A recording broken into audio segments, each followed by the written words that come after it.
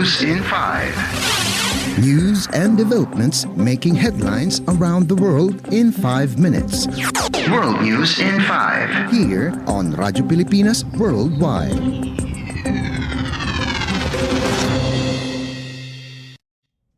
Good day. This is World News in 5 here on Radyo Pilipinas World Service. The United Nations Office of the High Commissioner for Human Rights, or UNOHCHR, said Israeli airstrikes on Gaza may have repeatedly violated fundamental principles of the laws of war. A report released on Wednesday examined 6 airstrikes conducted by the Israeli Defense Forces between October and December of last year during the opening weeks of the war in Gaza. More than 200 people were confirmed by the Human Rights Office to have been killed in the airstrikes, whose targets included residential buildings, a school, a market, and refugee camps. UN High Commissioner for Human Rights Volker Turk said it appeared Israel made no attempt to effectively distinguish between Palestinian civilians and Hamas fighters in its bombing campaign of Gaza. The report also said the 6 attacks involved the suspected use of heavy bombs between 113 kilograms and 907 kilograms. It was then noted that continued missile attacks towards Israel by Palestinian armed groups is inconsistent with their obligations under international humanitarian law. World News in 5. Here on Radyo Pilipinas Worldwide. In other news overseas, North Korea and Russia have signed a treaty containing a mutual defense clause. Russian President Vladimir Putin and North Korean leader Kim Jong-un announced on Wednesday during a rare Putin visit to Pyongyang. Following a day of highly publicized events, Putin and Kim signed a comprehensive strategic partnership agreement, formally upgrading relations that have expanded since Russia's 2022 invasion of Ukraine. The text of the agreement has not been released, but following the signing, Putin said the deal contains a clause that provides for the provision of mutual assistance in the event of aggression against one of the parties.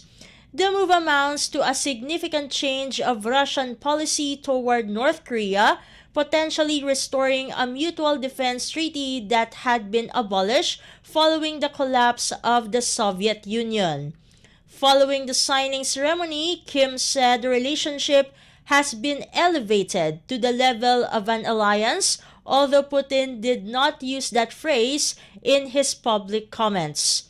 According to a Kremlin readout, Putin noted that Russia does not rule out the possibility that its cooperation with the DPRK in defense and technology will be developed further using an acronym for North Korea's official name. World News in 5. Here on Radyo Pilipinas Worldwide. And news from the Philippine Foreign Service Post, Reefer Express Line Filipinas Incorporated is looking at expanding its shipping service routes between the Philippines and the Middle East with a stopover in India. Reefer Express Line Filipinas started operations on July 18, 2019, initially serving the Brunei, Darussalam, Indonesia, Malaysia, Philippines, East ASEAN Growth Area or BIMP AYAGA, and later expanding to a monthly General Santos City, U.S. service. In India, its official search for prospective partnerships took them to Mumbai and New Delhi. They closed their itinerary with a courtesy call on Philippine Ambassador to India Josel F. Ignacio on the 3rd of June. Led by Logistics Manager Gerson Kaluba, the visiting executives briefed the ambassador and his team on the company's India plans. Ambassador Ignacio lauded and encouraged the move. The call saw a vigorous exchange of ideas, and Ambassador Ignacio and his team, Third Secretary and Vice Consul Mark Anthony P. Dizon, Commercial Counselor Eugenio C. Elevado Jr., and Economic Assistant Ethel Jane Molina offered insights as to how Reefer Express Line Incorporated could align its business, initiatives, or objectives with Philippine trade and product promotion goals vis-a-vis India. World News in 5. Here on Radyo Pilipinas Worldwide.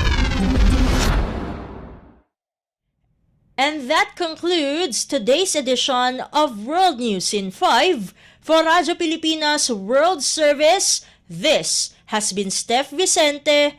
Good day and stay safe, everyone.